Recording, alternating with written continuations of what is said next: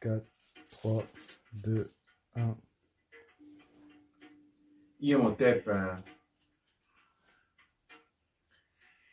Bekanefer, soyez les bienvenus sur le plateau du Père Ankh Mtouti. Aujourd'hui, comme chaque fin de semaine, aujourd'hui samedi, nous nous retrouvons sur le plateau du Père Ankh Mtouti dans la section hors du temps et de l'espace. Hors du temps et de l'espace, aujourd'hui, nous réservons notre mood, Kanecher, Koutinecher, et nous allons traiter un sujet qui en plein rentre dans le cadre de ce que nous appelons la renaissance culturelle du monde couche Kamit Congo.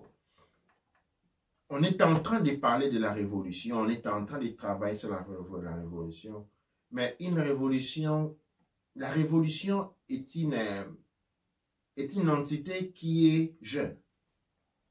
Qu'est-ce que cela veut dire? C'est une entité qui nécessite de l'énergie jeune, de l'énergie des jeunes. Et ces jeunes doivent avoir l'énergie. Quand dans une société, la jeunesse est inexistante, cela porte à penser, cela laisse avoir de manière typiquement mathématique que cette révolution, en fait, ne se fait pas. Comme vous pouvez voir les titres, les abus dans la communauté afrodescendante et africaine et leurs conséquences dans la vie est une réflexion. Une réflexion qui nous permet de nous mettre en ligne en termes de renaissance. Une réflexion du point de vue de la résistance panafricaine qui passe en rétail, c'est-à-dire en examen, les fils de cette armée sur laquelle nous devons compter pour accomplir les miracles de la renaissance du monde noir. Et c'est pendant cette armée, cette jeunesse vit dans un flot des habits qui va aujourd'hui au-delà de toute limite. Ces habits, certes, qui n'ont pas commencé aujourd'hui. En fait, durant l'émission, nous allons passer en examen plusieurs attitudes, plusieurs manifestations, plusieurs comportements qui reflètent l'instance des abus. Quand nous parlons des abus, nous parlons des abus qui partent des abus sexuels jusqu'aux abus comportementaux. Ce que nous oublions souvent est que les sociétés dites post-coloniales africaines, ce sont des sociétés qui sont nées avec une culture bien déterminée. C'est la culture coloniale. Et la culture coloniale est basée sur la violence. C'est une culture violente parce qu'elle veut obtenir des résultats tout de suite de la personne, sans se soucier au fait du devenir de ces personnes. Parce que généralement, on était éliminé physiquement, on était tué. Et cette mentalité avait été absorbée et s'est diffusée par contamination comme un cancre. Et comme une peste s'est diffusée dans les différentes expressions culturelles du monde afro-descendance. Les afro-descendants, c'est-à-dire ceux qui sont à l'extérieur de l'Afrique et africaines. Et ces poisons, cette instance est un mal. Est un mal que nous devons extirper du monde noir parce que c'est un mal qui compromet toute capacité révolutionnaire. Des jeunes brisés ne peuvent pas devenir des révolutionnaires. Doua Netcher et Maître Etnefer un mot. Doua Netcher, Hotep et Doua Netcher à tous ceux qui nous suivent. Je commence par saluer Lankat qui dit Hotep et Kanso Québec qui dit Hotep. Donc comme vous voyez, vous pouvez poser vos questions aujourd'hui et on sera disponible pour vous répondre. Et aussi, c'est vraiment l'opportunité pour féliciter et remercier tous les nouveaux membres de l'Académie de la culture noire, le Père Ankh Mtouti qui nous ont rejoints. Et pour aller dans le base du sujet, c'est quelque chose qui est très marqué, qui est très remarqué dans notre communauté. Et c'est vraiment un sujet qui est vraiment tabou. Et je pense qu'on a fait d'autres vidéos ou d'autres discussions dont on a parlé de ce sujet. Mais c'est vraiment d'aller dans la profondeur, de voir comment les abus se sont déclenchés dans notre communauté et comment on a une accélération d'abus et les enfants aujourd'hui sont, comme on dit, dans beaucoup de familles, les enfants, c'est la partie où les parents ou les adultes vont se déverser. Donc, ils vont faire sortir toute leur frustration envers des enfants. Ils vont avoir des traitements vraiment bizarres envers les enfants et les plus jeunes. Et tout cela se fait dans un type de comportement qui nous bloque plus tard. Donc, c'est un peu comme hier aussi dans les dépôts, on a parlé par exemple de l'émergence des enfants de la rue, de l'émergence des enfants de la prison. Mais tout au point, qu'est-ce qu'on réalise, c'est que les enfants noirs, dans beaucoup de cas, sont d'abord oppressés à la maison et quand ils grandissent et qu'ils sortent à l'extérieur, ils viennent encore être oppressés par la communauté. Et donc, ils n'ont pas... et c'est vraiment dur parce que pour beaucoup de cas, ils n'arrivent pas à retrouver une place où ils peuvent avoir leur voix, une place où ils peuvent s'épanouir comme tous les autres enfants autour d'eux. Douane, exactement quand on parle de ces trois manifestations de destruction, c'est-à-dire à la maison, on est oppressé, la communauté oppresse, et pire encore quand on vient à l'étranger, quand on vit dans la diaspora, il y a des systèmes en place, comme qui vous le connaissez, oppressent. Et ça, c'est le cas des enfants, par exemple, qui naissent et grandissent dans la diaspora. Et les récits, et parce que on n'a pas cette habitude d'écrire. Quand j'attends souvent des histoires, des scènes et scénettes qui sont nés et grandis en Europe, leur histoire de vie, c'est de la délire. Et des histoires grotesques, des vies difficiles, des vies dangereuses. Et ces dangers-là, ils les ont affrontés tout seuls. Parce que les parents étaient complètement déconnectés de la réalité des enfants. Parce qu'ils sont venus en Europe, mais la tête est restée en Afrique. Et les enfants étaient tout seuls. Ils ne pouvaient pas se reverser vers les parents. Et devant un système qui est complètement hostile à ces enfants-là. Et ça, c'est cette jeunesse qu'on voit aujourd'hui dans les prisons de la France, de la Belgique et de l'Angleterre. Des enfants qui se promènent avec des machettes. Imaginez-vous un enfant qui se promène avec une machette de 1 mètre dans la poche. Ou quand bien, revoyons encore la situation tant acclamée de la jeunesse noire américaine aux États-Unis, qui, à la limite, ne peuvent pas se promener à la rue sans avoir une arme dans la poche. Vous arrivez à des états mentaux tels qu'une personne doit, avant de sortir, il doit avoir son pistolet qui a la même couleur que les chaussures. Il doit abîmer, comme les Congolais abîment la cravate avec les chaussures, les Noirs américains abîment les chaussures, la ceinture et le pistolet. On peut regarder du point de vue philo-dramatique, dire, ben ça fait rire. Mais du point de vue psychologique, c'est un drame important. Mais ce drame-là, elle continue. On va tout droit en Afrique, où l'éducation est basée sur la violence. Sur la violence. Durant la colonisation, les hommes et les femmes noirs devaient rester ensemble que pendant 1 mois. Les hommes étaient généralement séparés. Et cette attitude a une réminiscence, c'est-à-dire aujourd'hui dans les femmes, dans les couples noirs, les hommes ne sont jamais généralement à la maison. Moi, je me souviens, nos parents n'étaient jamais à la maison. On les voyait arriver les soirs, mais généralement, ils étaient dehors. On dit que c'est un modèle africain de comportement, c'est un modèle colonial, parce que la femme est toute seule restée avec les enfants. Et c'est la femme qui reste toute seule à éduquer les enfants est frustrée. Et toute cette frustration va se reverser sur les enfants. Et eh bien, cette frustration, généralement, se décale en violence. En violence qui va pas après pas compromettre cette jeunesse. C'est-à-dire, aujourd'hui, nous sommes devant une situation où les gens continuent à pondre des enfants comme on pond des œufs. Ok, non? Et spécialement en Europe, poussé par les intérêts économiques, parce que quand plus on a plus d'argent, plus l'organe, disons, plus on est donné des bénéfices. Mais réellement, on ne s'y rend pas compte. On ne dessine pas les futurs de ces enfants-là. Parce que si on s'inquiétait pendant un moment, si on s'interrogeait sur quel futur devraient avoir ces enfants en tant qu'individu, en tant que communauté, eh bien, on serait envahi par la détresse.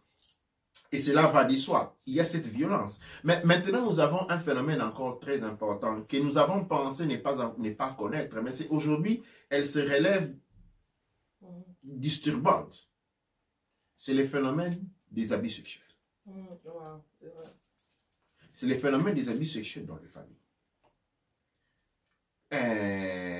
Et certaines fois, ces abus sont conduits pendant que les enfants sont très jeunes. Et la psychologie veut que quand un enfant affronte un traumatisme puissant, très fort, ok, au point de ne pas être en mesure de supporter la tension électromagnétique provoquée par tel événement, le cerveau fait ce qu'on appelle le shutdown, c'est-à-dire il fait un bloc.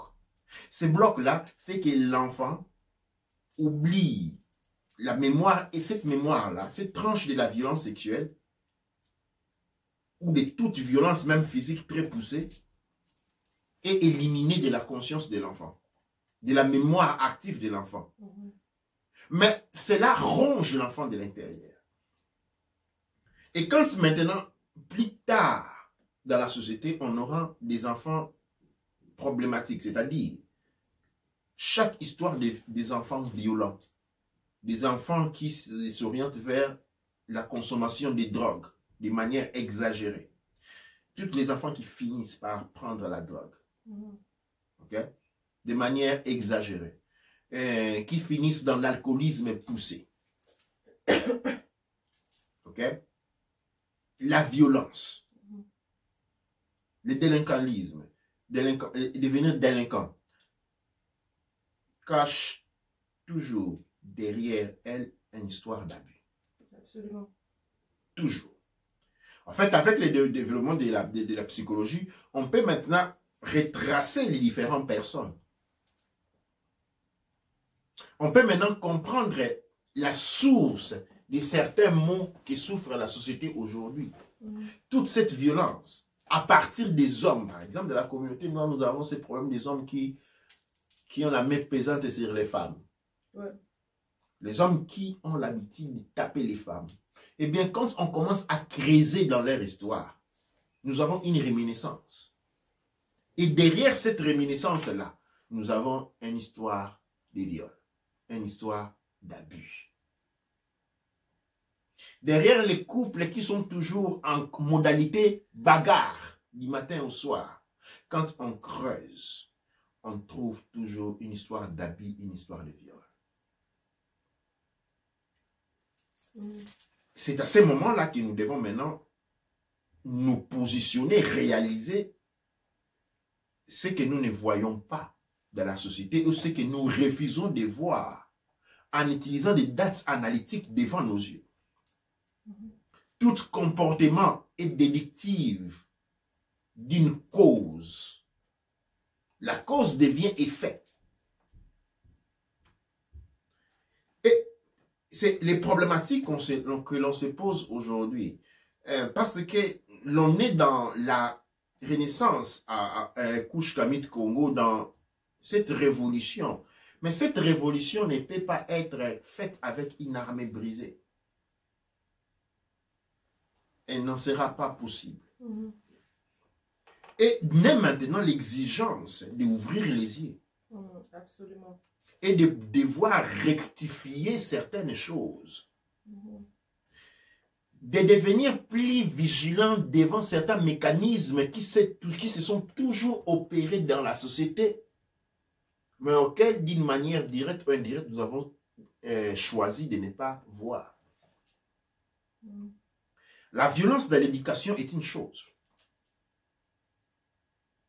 Cette violence-là cache un monstre in the closet, un monstre dans l'armoire.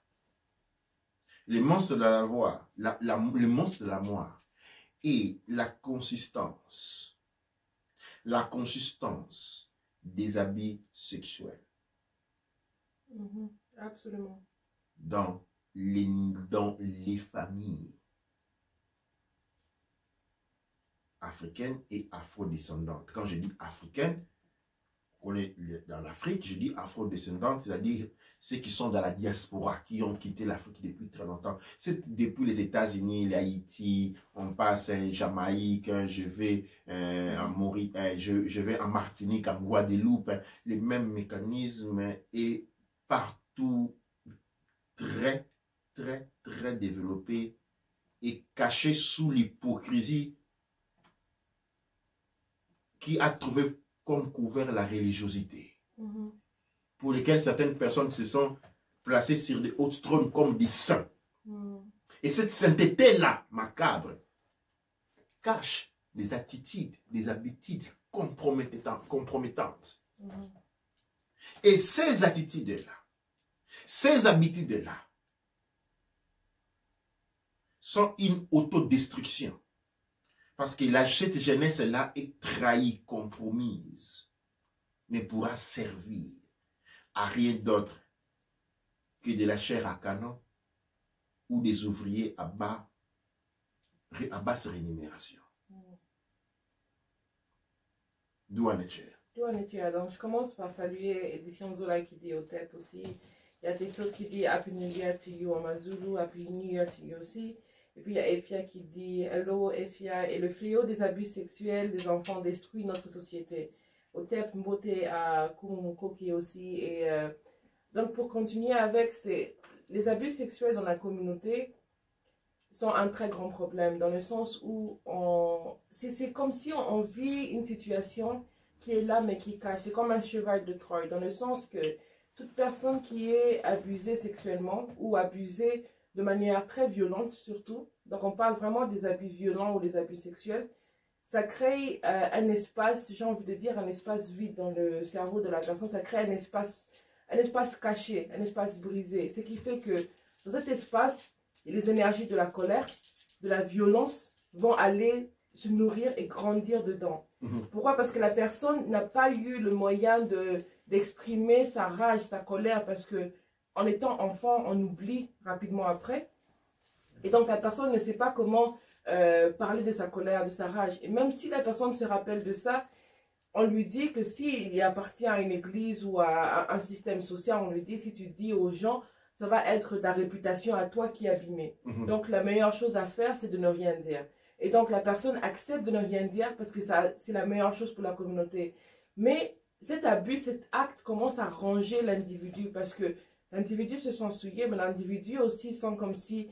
C'est comme si tu as l'impression que quelqu'un est venu, il a pris ta force ou il a pris ta volonté de résister ou quoi que ce soit. Et donc, c'est ça qui est très mauvais. Et le fait, c'est quoi? C'est qu'aujourd'hui, on est face à une communauté très violente et on le voit très bien. On est face à une communauté qui, des fois, est très désorganisée. On est face à une communauté qui a un fort sens d'auto-sabotage. Mais pourquoi l'auto-sabotage vient et toute cette destruction et toute cette colère et rage? C'est parce que quand une personne est abusée, le message c'est que tu ne vaux rien. Parce qu'il n'y a personne pour t'aider. Donc tu ne vaux rien, tu es moins que rien. Et même si on se bat contre ça, le problème est que quand on n'en parle pas et quand on n'a pas une personne qui peut venir nous rappeler, surtout quand on est enfant de la situation, il se fait que maintenant on devient autodestructeur de notre propre vie dans ce qui se passe après. Et on a tout entendu l'adage qui dit qu'une personne qui est abusée peut devenir le bureau de quelqu'un d'autre. Et donc c'est comme ça qu'aussi qu'on entraîne la société. Et donc c'est un mécanisme qui fait que ça a été fait par quelqu'un qui a été brisé lui-même, qui refait à quelqu'un d'autre et ça part vis-à-vis, ça continue comme ça. Pour la communauté afro-descendante en Amérique, il y a maintenant des centres qui réalisent que dû par exemple à l'esclavage et à la situation des Noirs qu'ils ont connue en Amérique, on a vu beaucoup de cas de viol, beaucoup de cas d'abus sexuels dans les familles. Pourquoi? Parce que pendant la colonisation et pendant l'esclavage, on forçait des fois même des pères ou des mères à violer leurs enfants. Ou même des oncles à violer leurs nièces et quoi. Et donc, après beaucoup d'années, ça laisse des séquelles parce que c'est une action qui non seulement blesse l'enfant dans ce cas, mais ça blesse aussi l'adulte qui est en train de faire cette action. Et donc, maintenant, il y a des centres qui ont été créés pour faire réaliser aux personnes que c'est vraiment un traumatisme qu'on a tous connu communément, mais en même temps, c'est quelque chose qu'on doit mieux comprendre et essayer d'étudier pour voir qu'est-ce qui déclenche ça et aussi comment faire pour aller au-delà et comment faire pour venir rétablir non seulement le mental de l'enfant, mais aussi de l'adulte qui des fois peut aussi être dérangé. Et donc, absolument. Qui est dérangé? Qui est dérangé.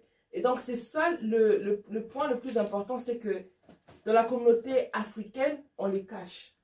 Donc, c'est caché soit par la culture, caché soit derrière les églises, caché derrière la communauté. Et donc, c'est quelque chose qu'on doit arrêter de faire. On doit arrêter de cacher toutes les choses qui sont pas propres pour nous de voir. Et on doit commencer à en parler et on doit commencer à vraiment en parler et d'écouter les enfants quand les enfants parlent. Parce que des fois même, qu'est-ce qui se passe? L'enfant va avoir une attaque et l'enfant va parler à un parent. Et le parent va lui dire que... Et l'enfant ne saura pas avoir les mots pour vraiment expliquer qu'est-ce qui s'est passé. Et quand l'enfant va parler, soit le parent va paniquer, avoir une hystérie qui va faire que l'enfant pensera que c'est lui qui a le problème. Ou encore, le parent va lui dire que non, t'inquiète pas, t'as mal vu les choses, t'as mal lu les choses, t'as mal compris les choses. Et donc, c'est fait que maintenant, l'enfant réalise que c'est moi qui est le coupable ou c'est moi qui a mal fait, c'est moi qui a mal agi. Et ça fait que cette colère va garder en soi. Jusqu'à ce que l'enfant, évidemment, va grandir. Et maintenant, il réalise que à moi a été fait un tort. Donc, moi aussi, je peux faire un tort à d'autres personnes. Douane, absolument.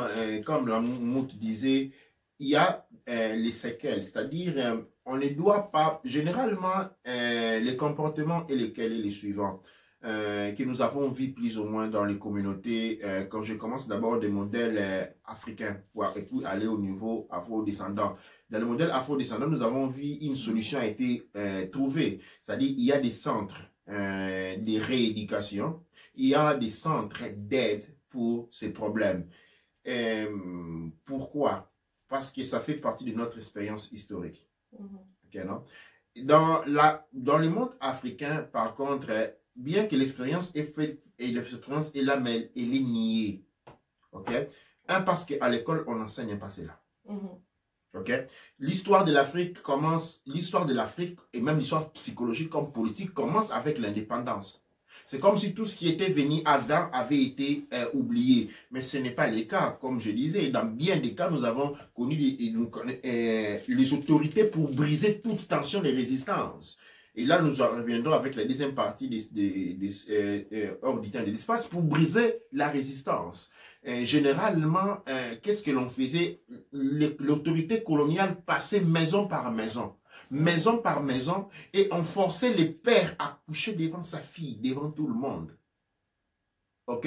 Et une fois que cela avait été accompli, cet homme-là, ces guerriers-là, ces résistants-là, étaient dans la honte. Qui allait plus écouter sa parole? Qui allait plus les respecter? Personne. Et demain, lui-même, il n'est plus, il devient une machine de l'esclavage qu'on va demander, va faire ça, parce qu'il est détruit, on dit, parce que les résistants est là pour défendre. Mais quand lui-même, devant tout le monde, a brisé ce qu'il devait défendre, demain, il n'a plus de force. Eh bien, les fils étaient forcés à coucher avec leur mère devant les yeux de tout le monde. Alors, cette attitude-là avait été internisée. Avait été aspirée. Et comme l'habit à caractère cyclique, elle a continué sous les regards. Elle a continué sous les regards des personnes. Et vu que dans le monde africain, cette réalité avait été niée historiquement, donc on n'a pas pu trouver les moyens de résoudre, d'apporter de l'assistance à ces personnes-là. C'est comme quand la guerre mondiale a fini. Aux États-Unis, un centre de récupération et de rééducation des gens qui avaient, et des militaires qui étaient allés en guerre avaient été ouverts. Mais dans les pays de type colonial, des centres de rééducation psychologique des personnes qui avaient souffert l'éducation n'a jamais, qui avaient souffert la colonisation, eh bien, n'a jamais existé. C'est-à-dire, le poids psychologique s'est renversé sur une population désormais qui vit à l'unisson avec l'ignorance, l'oubli, on ferme les yeux. Et il y a une prolifération de ces attitudes. Mais aujourd'hui, on peut certes condamner la personne qui a cet instinct abusif vers les nièces, les tantes. Mais en réalité, elle est une victime de cette société qui a manqué de les traiter. Et donc, dans cette émergence ici, nous ne sommes pas en train de pointer les doigts vers les personnes qui sont en train de les faire, qui sont des victimes, mais nous pointons les doigts vers la société civile noire, qui ne s'est pas organisée en sachant des méfaits, ayant conscience de tout ce qui avait caractérisé notre monde pour essayer de résoudre les problèmes. Il y a besoin d'une assistance interne. On a besoin d'ouvrir des centres d'assistance. Écoute, dans le monde occidental, il y a même les téléphones rouges pour les enfants qui se font donner à peine des gifles sur la tête. Il y a les enfants sautent sur les téléphones, on appelle. Et nous avons un échec complet sur cette ligne d'assistance. Tout ce qu'on s'était mis en tête, c'était la réalisation économique. Mais la chaîne de l'assistance, on est devenu inconscient du drame psychologique et psychique qui a frappé notre peuple pendant une longue période. Je vais vous rappeler que nous avons de la fin du XIVe siècle, début XIVe siècle, fin du XIIIe siècle, jusqu'au XVIIIe siècle, c'était la guerre d'extermination du peuple noir qui a été masquée sous le nom d'esclavagisme. Après 1887, nous sommes rentrés à la colonisation qui a fini jusqu'aux années 60. Donc, je vous parle d'une période qui part du XIIIe siècle, fin du XIIIe siècle jusqu'à 1960. Ces traumatismes-là, ces abus-là, ont laissé des empreintes indélibles au niveau du niveau des psychés et engendrent des comportements malades. Et c'est là que nous devons apporter de l'assistance, nous devons prendre conscience. Parce que toute génération, je vous ai dit que la devise coloniale était à travers les abus sexuels perpétrés, les gens étaient brisés. Maintenant, cette manière de briser les générations a été internalisée, c'est-à-dire, c'est comme si nous avons commencé à s'auto-préparer, nous préparons les enfants pour leur prochaine s'automission, à travers des habits physiques, où on tape jusqu'à je ne sais pas moi quoi. Les lions ont des dents et chaque fois que le lion transporte son enfant, utilise les mêmes dents, la même bouche. Mais jamais il ne brise le cou des enfants sous le poids de ses dents. Et ce sont des dents très tranchantes. Et ce sont des dents très tranchantes. Les lions ayant des dents très tranchantes a la possibilité de soulever avec ses enfants avec tendresse et douleur. Chez nous, le seul modèle d'éducation possible, c'est celui de la violence. Cette violence qui démontre un manque d'amour parce qu'après, ces enfants sont abandonnés à la rue. Après avoir été... Parce que c'est ça, quand un enfant a été abusé,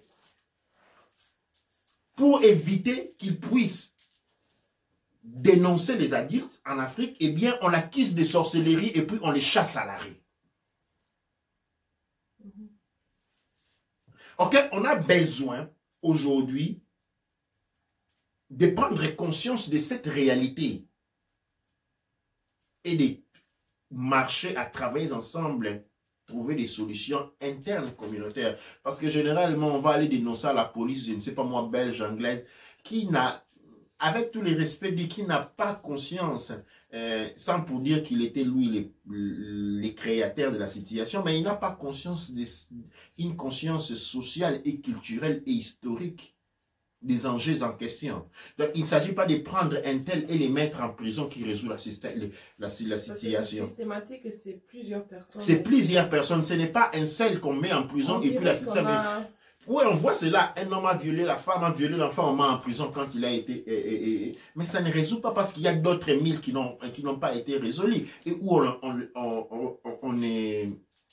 où on ne dénonce pas la situation. Mais la situation est complexe, est énormément complexe. Et il est sûr qu'en tant que communauté, qu'on puisse commencer à fonctionner de manière à résoudre. Sinon, nous ne serons pas en mesure de fournir une jeunesse qui peut aller là dehors, lever la tête et oser.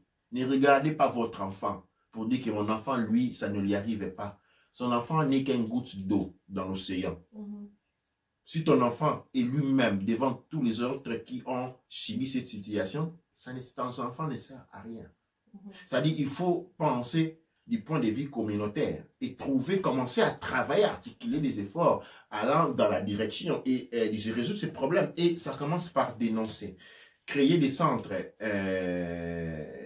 Nous allons mettre nous-mêmes cela déjà en place ici à Glasgow, un centre communautaire où on va commencer à dénoncer ce genre de situation et étudier ensemble comment venir en assistance à ce genre de personnes. Voilà. Comment venir en assistance, une manière que la police a fait son travail ou une manière que les autres éléments ont fait leur travail, parce que c'est pas quelque chose qu'on peut se cacher, tellement que tous ces abus se passent pendant la communauté, tous ces abus se passent entre les enfants et c'est très très grave.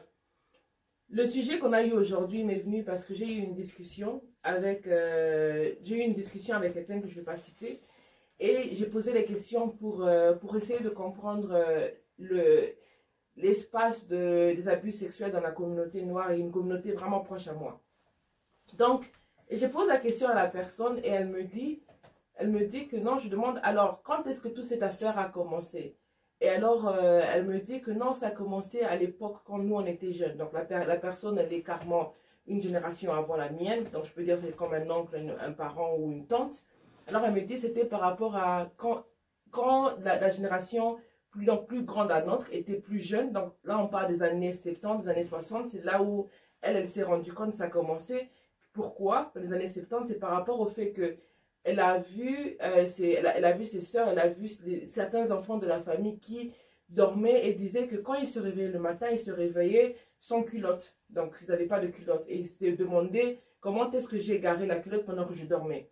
Et donc, en étant enfant, on te dit que non, c'est parce que tu as mal dormi, tu as fait des chutes et tu as bougé et tout ça comme ça. Et donc, quand je parlais avec la personne, c'est un peu comme si, imaginez qu'il y avait... j'ai aussi vu, il y avait plusieurs dossiers à côté. Donc, c'était des dossiers de plus ou moins des enfants qui ont été abusés comme ça dans la communauté, dont la personne était au courant, qui n'ont jamais été accusés, qui n'ont jamais été dénoncés, plus ou moins. Et donc, il y avait beaucoup. Et c'est comme ça que j'ai posé la question, donc, pour dire que c'est depuis quand que ça a commencé. Alors, elle dit que quand les enfants avaient 6 ans, cette personne avait 10 ans, plus ou moins. Et donc, je me dis... Et pourquoi jusqu'aujourd'hui c'est toujours pas parlé? Pourquoi jusqu'aujourd'hui on n'en discute pas? Elle n'a pas su me donner une réponse. Et donc c'est vraiment un espace qui montre comment elle-même elle avait peur pour dire plus qu'autre. Mais ça m'a fait réaliser de combien c'était une situation très très forte. Et comme on vient de mentionner, la plupart des enfants qui sont dans la rue, la plupart des enfants qui sont démonisés, qui sont frappés, qui sont torturés, c'est bien évidemment parce qu'ils ont vécu des abus, que s'ils étaient à parler de ces abus, ça allait détruire les familles, ça allait détruire la construction de la famille. Pourquoi? Hypocrite de la famille. Pourquoi? Parce que c'est une personne dont on met beaucoup de respect, qui a commis ces actes, et c'est ça qui va tout détruire dans les familles. Et aussi, beaucoup diront que si c'est un parent qui est proche, qui est accusé, on va défendre, sans pour autant comprendre que dans beaucoup de cas, c'est vraiment une affaire qui est que même la personne qui perpétue et la personne qui est abusée, les deux ont besoin d'aide, dans le sens que la personne qui est malade, qui a fait ces actes malades, bien sûr, est une personne qui a besoin de revoir sa psychologie. Et vraiment, et ce sont des cas qui sont très, très différents. Et je pense que d'une manière ou d'une autre, je comprends pourquoi des fois la communauté africaine ne sait pas quoi en faire. Et ça, ils ne savent absolument résoudre. Parce que si je regarde par exemple un commentaire de Nelson qui dit il faut juste regarder les origines de la pédérastie sur Google et vous allez bien voir d'où ça vient et d'où vient l'origine de ça. Et donc c'est de l'origine grecque de la pédérastie. Donc au final, on se rend compte que quand on réalise que la pédophilie, on réalise de beaucoup de ces actes ont eu une origine, comme on dit, grecque, par exemple, parce que là, c'était reconnu dans l'État. Par contre, dans beaucoup d'autres États, c'était combattu. Mais en Grèce, c'était reconnu. Et donc, qu'est-ce que ça fait? Ça fait que c'était reconnu, donc les gens étaient plus ou moins tutelés à continuer avec ces actions. Il faut voir les peintures, il faut voir les statues fameuses, il faut même aller à Rome aujourd'hui, vous allez voir beaucoup de statues de peintures qui suggèrent l'homosexualité et vers les enfants et la pédophilie. Et donc, quand on arrive là et on réalise qu'au fait, c'est vraiment répandu, mais quand on part en Afrique, on ne voit pas beaucoup de statues qui parlent de ça. Donc, on réalise que c'est pas culturellement, c'est pas quelque chose qui était applaudi culturellement, ce n'est pas de l'art dans notre société. Et donc, maintenant qu'on voit que ces actions se répètent plusieurs fois, et c'est pour cela qu'il faut en parler. Parce qu'il faut en parler, il faut le dénoncer pour reconnaître que c'est pas de notre culture. Douane quand Lamout parlait, je me suis souvenu d'une situation que nous avons eue dernièrement dans un mouvement, je ne vais pas aller dans les détails des mouvements, et où il y a ce qu'on appelle une forme de molestation. Okay? Et ce qui s'est passé à l'issue de cette molestation d'une fille très jeune par un homme grand, c'est que les responsables des mouvements et même ne savaient même pas comment réagir. Sinon, c'est lui de protéger l'homme. Ok? Mais la manière dont, dans leur pensée, ils étaient en train de protéger l'homme et protéger la fille. Et je pense, je ne vais pas aller trop loin, je pense que des erreurs ont été commises dans cette situation-là, mais je me rends compte que des erreurs ont été commises en bonne foi. Parce que tout simplement, on se retrouve devant une situation qui est un contentieux colonial, okay, qui n'a jamais été examiné du point de vue psychologue, c'est-à-dire le monde noir d'après, le monde africain d'après la colonisation, contrairement au monde américain, au monde de la diaspora afrodescendante, n'a pas produit de psychologues spécialistes en matière. Parce que ce qui est l'étant, c'est que dans la descendance afro-africaine, quand un enfant est envoyé à l'école, ce n'est pas dans la conception de venir grandir sa communauté. C'est plutôt pour devenir riche et creuser l'écart social avec les autres. L'on devient avocat pas pour contribuer à développer son pays, c'est pour devenir riche et aller au-delà des autres. On devient médecin pour avoir des moyens plus que les autres. On devient pilote ingénieur. On n'a jamais été mis dans un contexte social où on étudie pour développer nos connaissances et pour contribuer au développement de la communauté. Cela n'a pas été inclus. C'est ainsi donc, des études comme des psychologues, ce ne sont pas des études qui sont rémunérants. Comme le concept n'est pas placé autour de grandir, aider la communauté, résoudre le problème de la communauté, mais c'est plutôt de celui de se spécialiser le plus possible et aller dans la prostitution professionnelle, c'est-à-dire de celui de se vendre au meilleur offrant en termes d'emploi pour s'enrichir soi-même et sa propre famille et créer un écart social dans le monde autochtone.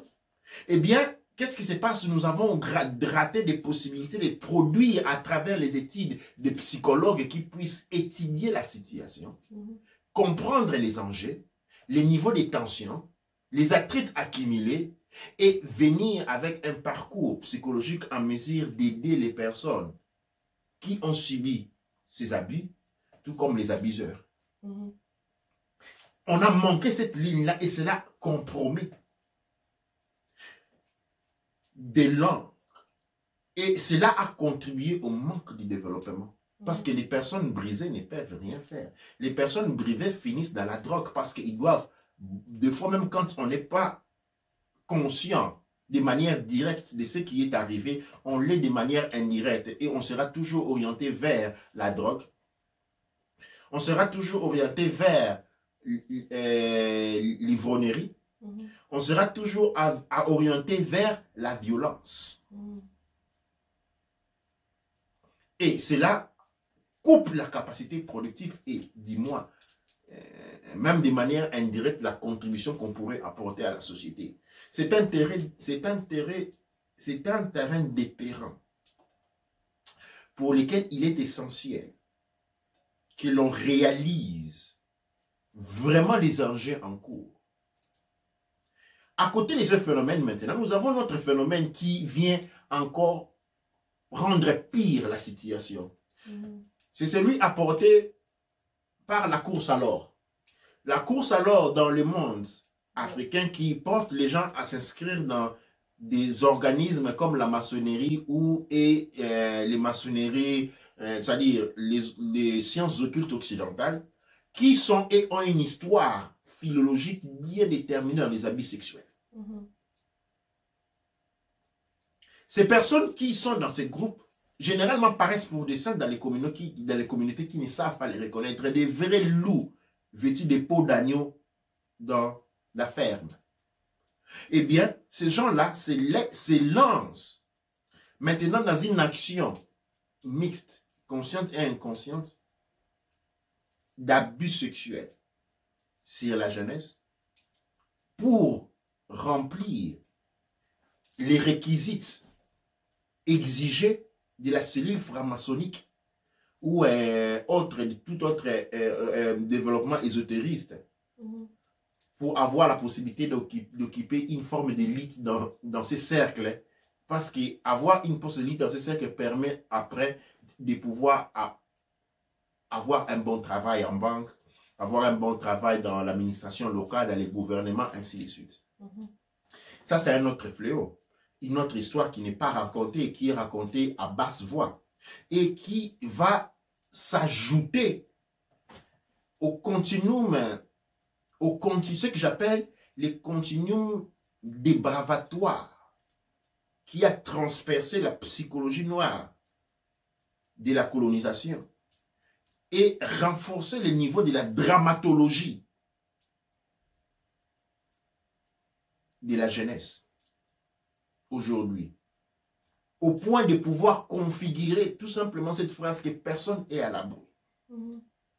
Personne n'est à l'abri. La jeunesse n'est pas à l'abri. La jeunesse est sacrifiée sur tous les plans.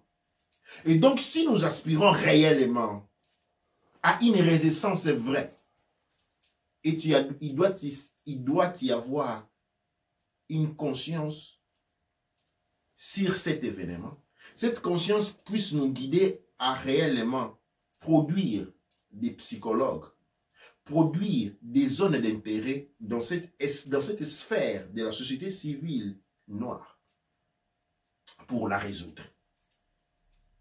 Sinon, l'échec est consommé comme elle a été consommée. On peut voir toutes les choses faites dans le monde noir depuis les années 60, aujourd'hui, ont tous été des échecs. Sans aucune autre forme d'expression, des échecs. Et cette attitude-là, cette présence-là, a contribué, cela vous étonnerait, à plus de 50%. Donc, c'est un appel que nous lançons à la communauté. Vous me connaissez, je parle toujours en termes de... mon accent est typiquement racial et je parle à la race noire parce que c'est celle qui me concerne. Au monde des couches Kamit Congo, nous devons prendre une responsabilité raciale, un devoir racial de préservation et de continuité.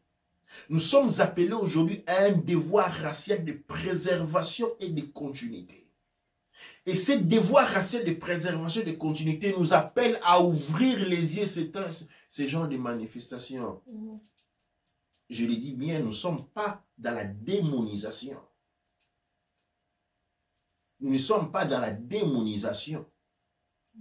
Nous sommes plutôt dans la démarche de l'assistance. Parce que si nous n'apportons pas d'assistance à ces gens-là, les poisons qui leur habitent vont leur être passés à la génération successive si elle a déjà été passée en moitié. Et les mêmes habits vont se répercuter encore et encore toute génération. Alors nous pouvons dire même les enfants qui ne sont pas encore nés, les enfants qui vont naître en 2021 sont déjà compromis. Et je parle toujours du monde noir. Et donc l'exigence, le devoir de conscience, le devoir irrémédiable. Je regarde un commentaire rapidement qui dit les parents sont responsables de leurs enfants. Moi, j'irais à dire encore plus que ça. C'est pas juste la responsabilité des parents, c'est la responsabilité de la communauté, de tous ceux qui sont autour et de tous ceux qui soit fréquentent un enfant, retrouvent un enfant ou quoi que ce soit.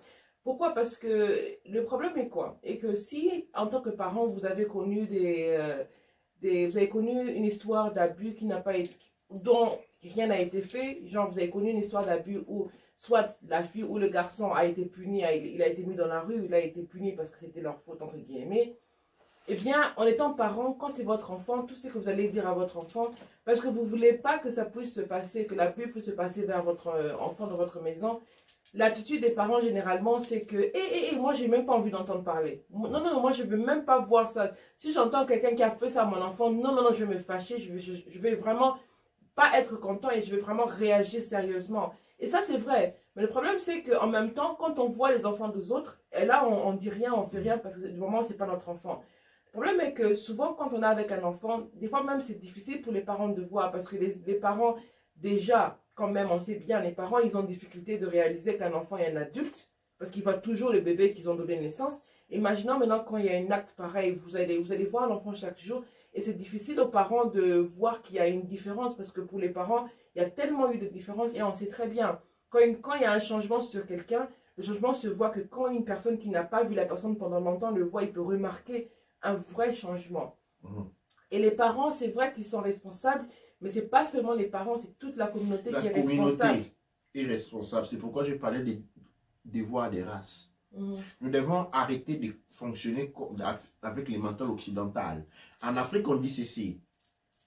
Il est nécessaire un village pour éduquer un enfant. On n'a pas dit il est nécessaire un père et une mère. Donc, les parents, chaque parent, à celui qui a dit les parents sont responsables de leur enfant, je réponds ceci. Dans le monde noir, quand nous parlons de la race noire, tous les parents, ou je dirais encore, tous les adultes sont responsables de tous les enfants dans la communauté. Tous les adultes sont des responsables impartials de tous les enfants. Dans la communauté, tous les enfants. Tous les enfants. En Afrique, dans la culture Kouch Kamit Congo, les orphelins n'existent pas. Parce que tous les parents dans la communauté sont des parents. Donc, quand l'on dit parents sont responsables de leurs enfants, il s'agit de tous les parents qui sont responsables de tous les enfants. Mais j'ai voulu élargir cela pour ne pas dire les parents. J'ai dit tous les adultes sont des responsables impartials de tous les enfants.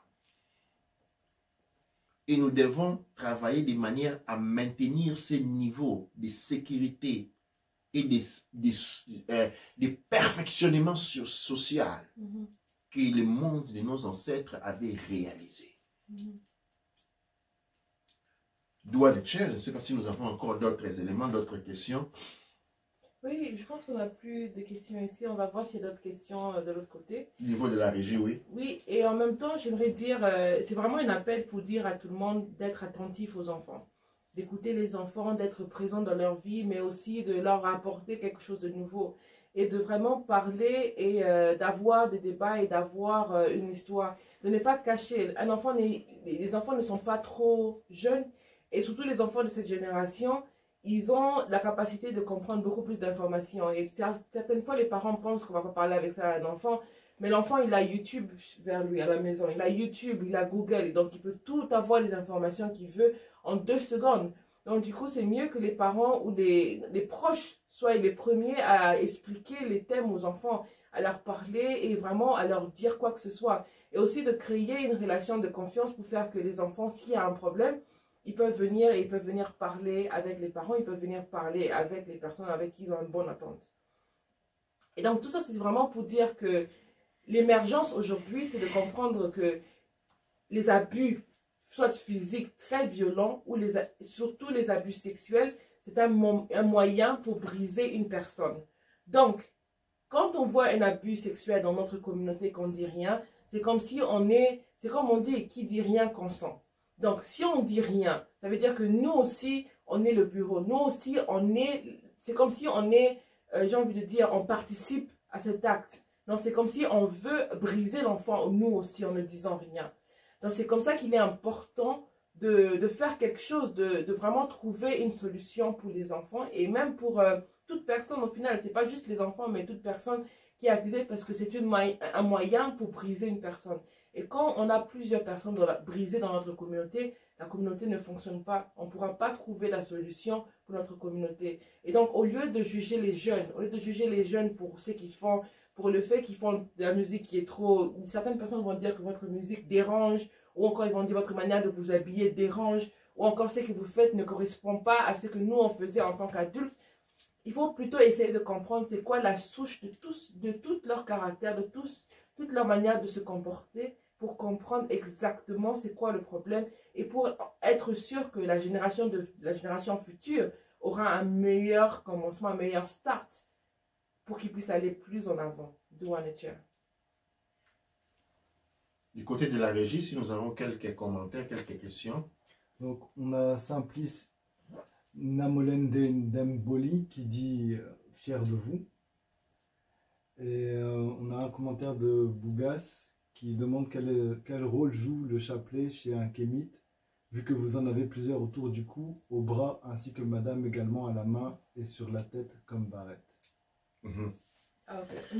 Ce n'est pas je comprends que notre frère est des souches chrétiennes et ça c'est pas un chapelet, ok, c'est un instrument très important et dans la culture Kush Kamit Congo nous avons un nom pour ça, c'est les Mahat les Mahat Etjed. Okay? C'est-à-dire, c'est un instrument qui permet d'équilibrer. Et ça, je l'ai expliqué déjà une fois, je vais rentrer rapidement pour mon frère. Les beads, ceux qui ont autour du cou, ce ne sont pas des chapelets, ce sont des beads. Des beads, ce sont les instruments les plus anciens. Quand vous, parce que peut-être vous n'avez pas accès à l'accoutrement, dites-moi, couche Kamit Congo africaine, vous voyez, quand vous allez, les habits de nos anciens étaient parsemés de ces beads-là. Très important. Hein, les beads étaient très importants, faisaient partie de l'accoutrement. Là, je n'en ai même pratiquement pas parce que généralement, j'en ai 6 ou 7 autour du cou. Mais pour ce qui est de ceux que j'ai autour de la main, c'est un instrument qui permet de maintenir le cerveau en entraînement. Comme vous pouvez le savoir, que le cerveau est divisé en deux hémisphères, hémisphère gauche et hémisphère droite. La main droite est reliée à l'hémisphère gauche du cerveau, tout comme la main gauche est reliée à l'hémisphère droite du cerveau. C'est-à-dire, quand vous allez vous entraîner chaque matin, courir, et fait, le cerveau a cette possibilité parce qu'il est de manière spiralée, synchronisée au mouvement des doigts. Alors, ces mouvements-là, ok, permet tout simplement de maintenir en éveil et en exercice le cerveau. Selon que je vais communiquer, faire des activités qui m'exigent, comme maintenant, d'utiliser la partie droite de mon cerveau, donc j'utilise la partie gauche de mon cerveau, et donc j'utilise ma main droite. Si par exemple je vais me retrouver dans un état de méditation, ou de travail introspectif, j'utilise ma main gauche pour être connecté à l'hémisphère droite de mon cerveau. C'est ça, c'est un grand instrument de développement spirituel et intellectuel. Un élément qui nous permet d'agrandir les capacités, notre habilité à utiliser notre cerveau. Vous vous souvenez des sciences qui disent que nous n'utilisons que les 0,2% de notre cerveau? Eh bien, c'est par manque de cela. Avec cela, vous arrivez à utiliser plus, à selon de l'entraînement auquel vous s'autoposez votre cerveau. Douane-Cher. Et je vais ajouter aussi que moi, j'utilise les deux mains. Parce que je suis en mesure de compter avec les deux mains dans le sens où je fais passer avec la main gauche et la main droite à la fois pour évidemment équilibrer les deux parties. Et donc, merci pour la question. J'aime beaucoup la question parce que ça m'aide vraiment à exploiter mon côté créatif aussi en même temps. Dans le sens que ça, par exemple, c'est pas un chapelet ou un conduite, mais c'est plutôt un collier.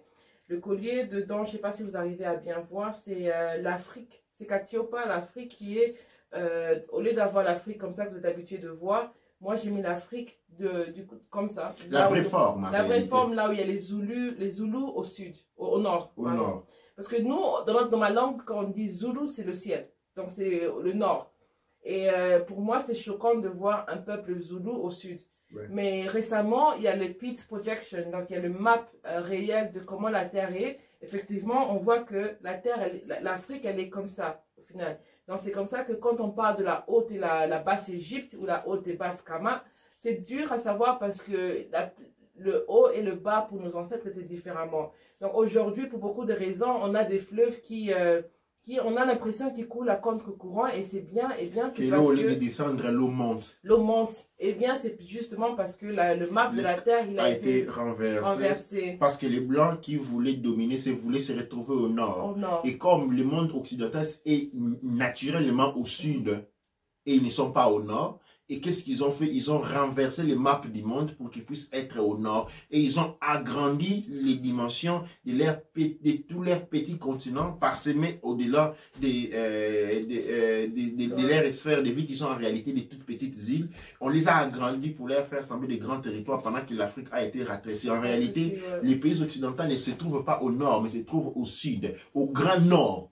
Se trouve le peuple Zoulou. Le plus grand, le peuple Zoulou. Et pour continuer encore, c'est que si vous regardez par exemple le map de l'Australie qu'ils utilisent pour l'école, vous allez voir que dans le map d'Australie, effectivement, on prend cette projection-là où l'Australie, elle est au centre du monde et elle est au nord. Donc c'est par rapport au fait que les maps qu'on a aujourd'hui, c'est une convention. J'aime beaucoup dire une convention parce que c'est comme si on dit à tout le monde qu'on va tous prétendre que le monde est vraiment comme ça et tout le monde va dire d'accord. Et après, c'est ce qu'on va enseigner aux enfants qui ne sont pas d'accord et qui ne savent pas. Et maintenant, pour passer par rapport à ça, ça c'est vraiment un collier en bois que j'ai mis sous la tête pour décorer mes cheveux et parce que je suis créative, donc je mets des beads comme je veux. Et de l'autre côté ici, j'ai des colliers en cristal, en bois et aussi des colliers que je fais dans des classes parce que j'enseigne aussi des classes pour apprendre aux enfants à faire leur propre collier pour offrir, surtout dans les périodes de Noël, à leurs proches, etc. Donc c'est comme ça que j'utilise ça pour faire en tant que collier pour offrir dans la famille.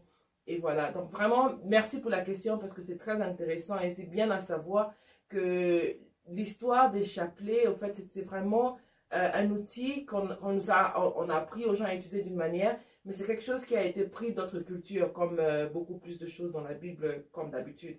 Et donc, c'est pas vraiment quelque chose qui est choquant, qui est différent, mais c'est vraiment comme ça que la Bible a été faite. Douane et Tia. Douane et Tia, je pense que nous sommes arrivés à la fin de notre présentation. Comme je dis, la première partie, et nous aurons une deuxième partie qui va commencer aussitôt après que nous aurons accompli cela, et nous allons être accompagnés par le Caneb Jodef Raotep. Et je vous remercie pour votre présence et je vous invite à réagir au sujet que nous avons affronté ce soir, pour que notre voix ne se court pas dans les vides. Nous avons besoin de témoignages, nous avons besoin ou des personnes qui sentent les poids, soit les abuseurs, les abusés tout comme les abuseurs, ceux qui nécessitent de l'assistance, eh bien nous sommes disponibles à fournir, à apporter un premier exemple d'assistance. Je pense que vous savez où nous contacter et vous savez comment nous contacter. Pour la boîte mail, nous avons la boîte mail culture avec K, culture noire kémétique @gmail.com, où vous pouvez m'appeler directement en utilisant le numéro 0044 77 363D 0595. Et donc il y a quelques commentaires de Thiab Momo qui dit je vous aime beaucoup, Douane et Tia nous aussi. Et il y a Afia qui dit je tiens à signaler qu'il y a certains adultes qui se disent ce n'est pas mon enfant, du coup, il ne s'en occupe pas, comme il se doit. Ça, c'est vrai. Ou même si l'enfant arrive à s'exprimer sur l'abus subi, ces adultes disent que tu n'es pas la première, voilà, tu n'es pas le premier ou la première, ou bien, donc, il faut les ancêtres s'occupent des adultes inutiles. Voilà. Donc, il faut que les ancêtres s'occupent des adultes inutiles. Alors, je suis d'accord. Comment un adulte normal peut-il abuser un enfant? Douane et Tia. Et donc, c'est de ça qu'on vient de parler pour montrer comment, donc, une personne qui a été abusée, évidemment qu'il se rappelle ou pas, quand il sera plus vieux, il va abuser de l'enfant. Ça, c'est normalement dans des cas des personnes qui abusent des enfants comme ça. Mais il y a aussi des cas des personnes qui, par rapport à des pactes qu'ils ont fait, ou des personnes qui appartiennent à des sociétés occultes, comme on le voit bien, qui, les francs-maçonneries et autres, qui doivent performer des abus par rapport à ce qu'ils font. Mais en dernier aussi, on a des personnes qui ont des séquelles, des abus connus, qui les font abuser, ou des personnes carrément avec un mental complètement dérangé. Et ça, c'est vraiment une chose qu'on doit... ça, c'est les résidus il faut toujours rentrer sur les résidus de la colonisation qui impactent, d'autant plus que, je vous dis, par exemple, en rentrant en Afrique, avons-nous une matière de psychologie qui étudie l'Afrique? Non. Voilà. Okay? Nous n'avons pas une matière de psychologie nous n'avons pas des chercheurs en matière, dans les termes de la psychologie qui vont étudier les différents comportements de peuples africains en vue de comprendre comment les venir assistance. Okay? Les seules assistances fournies, c'est ceux qui viennent de l'Occident et qui ne sont pas cadrés sur l'expérience noire. C'est pourquoi les points de chute, c'est que nous allons faire un effort de sortir de cet élément parce que c'est ça que je vois aujourd'hui. Aujourd'hui, en Europe, tous les parents vont faire jouer les enfants le football. Pourquoi? Pour faire de l'argent. C'est-à-dire, je dois le dire, on forme les enfants à devenir des prostituées parce que la prostitution, c'est l'art de s'offrir, d'offrir des services. La prostitution est l'art d'offrir des services sous paiement d'argent. On ne dit pas quel genre de service. On dit service.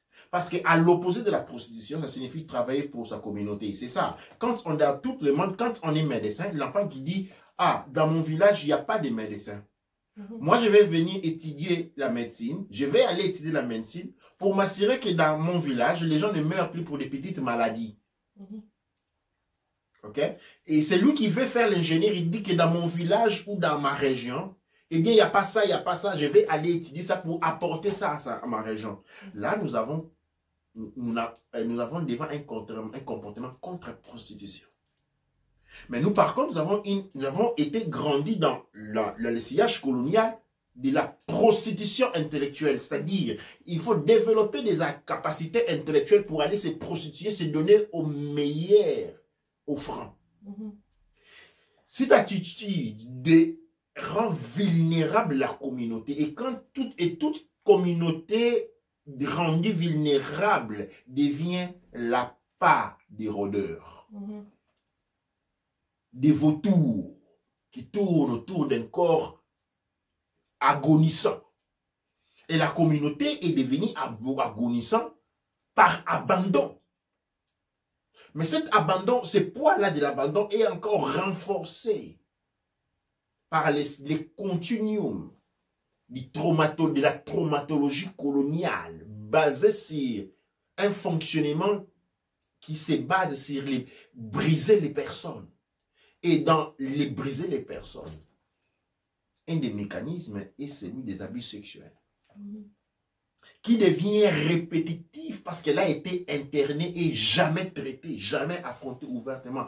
Pourquoi? Parce que dans la société africaine, d'après la colonisation, il n'y a pas une il n'y a pas une étude psychologique qui prend pour base la composition, les attitudes présentes dans cette société pour aider.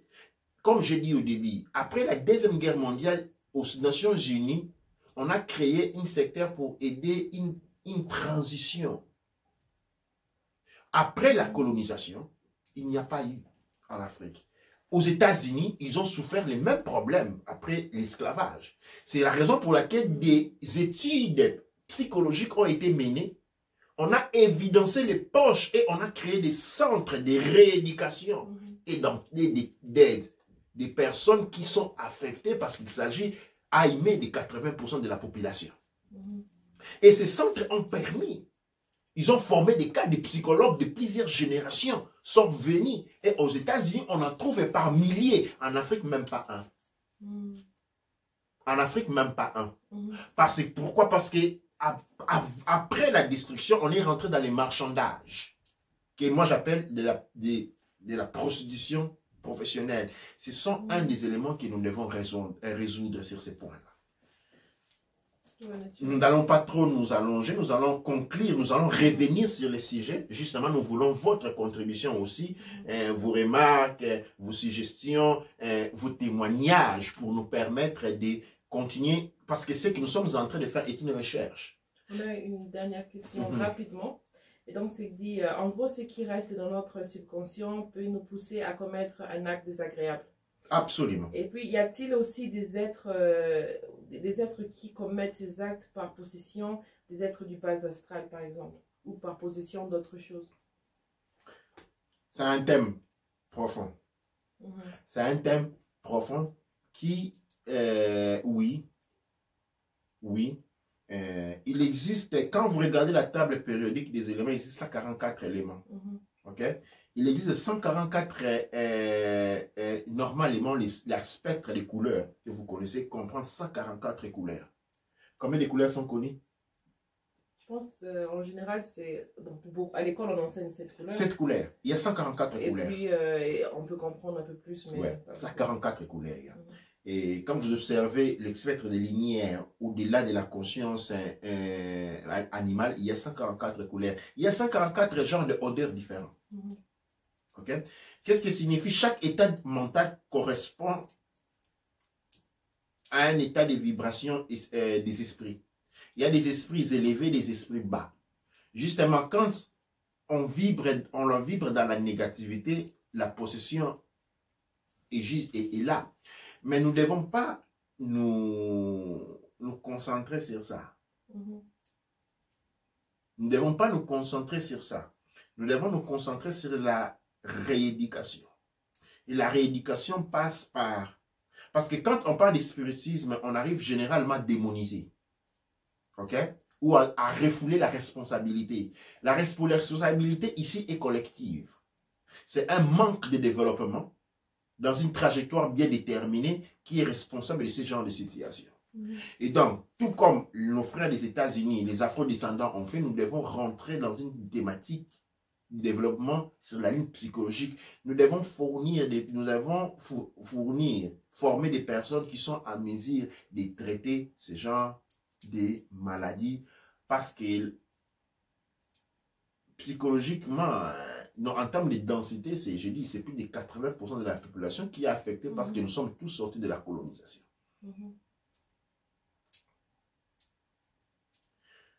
Donc, je pense que nous pouvons conclure cette démarche aujourd'hui qui est une première dans cette direction et nous voulons utiliser ces plans ici comme un moyen de... comme une recherche. Un plan de recherche, apportez vos contributions, apportez vos témoignages, apportez vos avis, et même si vous avez, par exemple... Même anonyme. De manière anonyme, si vous avez une possibilité, j'ai donné l'adresse mail, vous pouvez nous écrire à l'adresse mail culture, avec K, culturenoirkémétique@gmail.com, et dans un débit, et puis nous donnerons un mail plus aligné avec cette recherche-là, et proposer des solutions. Apporter des témoignages. Apporter des témoignages et qu'il s'agisse des abusés et des abuseurs, ne vous sentez pas pointer les doigts dessus. Mais c'est une grande opportunité de pouvoir nous débarrasser d'un grand mal qui ronge notre monde depuis maintenant très longtemps et est omniprésente. Omniprésente à tous les niveaux de la société sociale africaine. Doua Necher, Doua Amon Ra, Doua Never Cher.